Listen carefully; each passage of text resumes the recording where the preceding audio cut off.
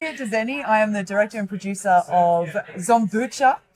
It's what is it? It's a comedy feature film about a couple who are trying to decide between continuing their careers or starting a family together, whether they have what it takes. And in the process, they become the unwitting custodians of a sentient kombucha strain that turns their entire neighborhood into zombies. So I suppose you could say it's not just a comedy. It's a horror film. Something a little bit extra.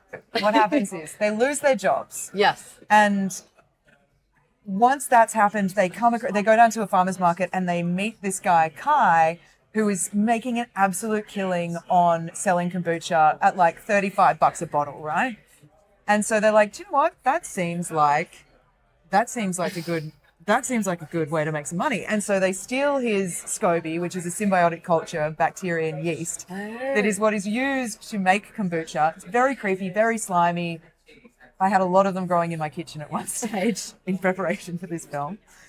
And are they white? Little fungus spores? It's like a big. It like takes on the shape of the vessel and the whole like mother brewing vessel, and they start raising it essentially as their child, and it is the source of their entire business and everything.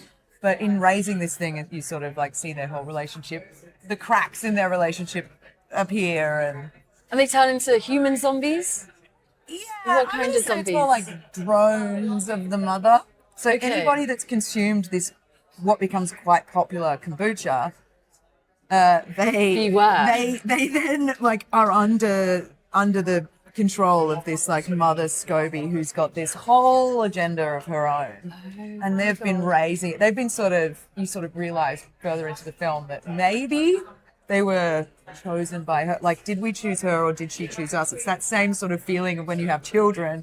You're like, how did our two lives end up intertwined? Like, these two souls come to each other? What was your inspiration for this story? Well, I mean, so Emma Leonard, the writer on the film, came to me with about 30 pages written, and we have written together a lot, like in the past. We've written many, many things together.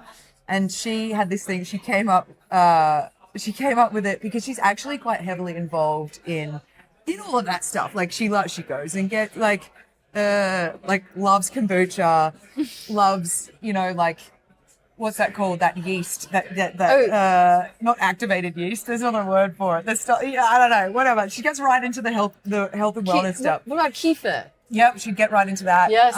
And as a comedy writer, she sort of like enjoys watching all that stuff. So she came to me with these 30 pages and this sort of idea that it's like, okay, it's people essentially raising a sentient kombucha. And we're like, okay.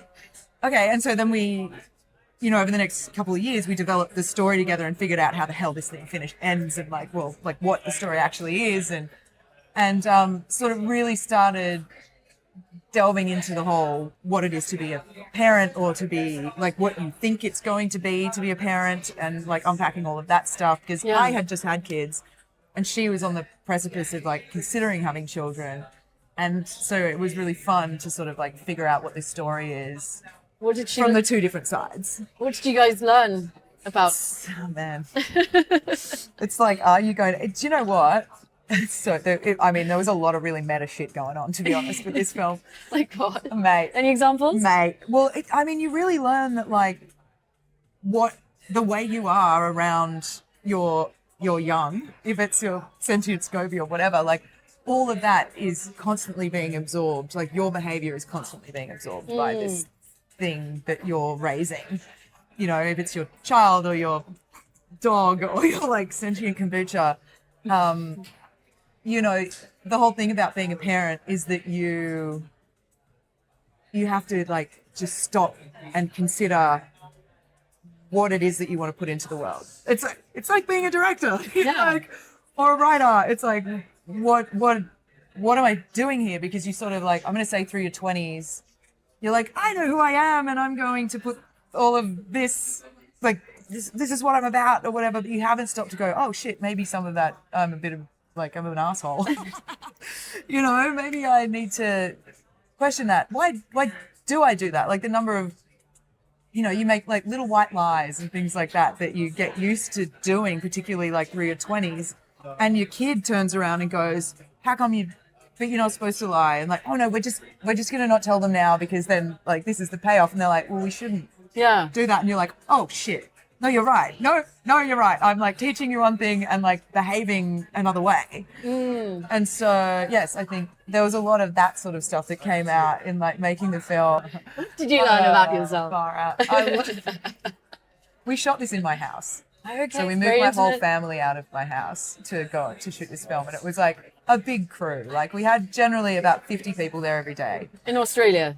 In Australia. Like my 2 young children and my husband and my cats, we all moved out up to my mum's house. And my grandma, who's like in her 90s, was there. Were they happy about this? My mum's just like the biggest. My mum's the MVP of this film, to be honest. And my husband puts up with this shit. Were they involved? We the moved family? out, like heavily. Okay. They had to be because they were all. Everyone's like in it. Did you Everyone hire gets them? involved. So the hot doctor's my husband and the receptionist in the fertility clinic is my mum. They get like their little moment on screen. I'm like, everyone I know is in this thing. And like all of the zombies coming down, like when, as I was saying, we destroyed our house. No. It was cooked. And like we had the floors redone. It was covered by insurance, thankfully. And we had like 90. It was covered by production insurance. It's okay. They know that it was How did production they get that ruined so my floors. damaged? Well, there's a scene where the lead guy comes in, where Leo comes in a pair of ski boots. And then the bottom of these ski boots were like cracking off, exposing bolts, and nobody realized because we're just like going through these takes. And then when he went back to, wardrobe, they're like looking at the boots being like, oh my God. And by that stage, the floor was already like destroyed. Oh God. Yeah, it was cooked. And he's like walking around the house in these things, and then he's gone back to wardrobe and we're like, oh my God. It was fine. We had the floor redone. It's fine.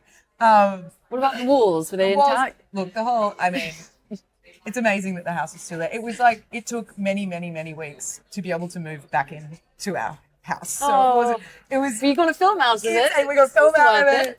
And I honestly, to answer your question on what did you learn about yourself, I think I learned that I need to have better boundaries.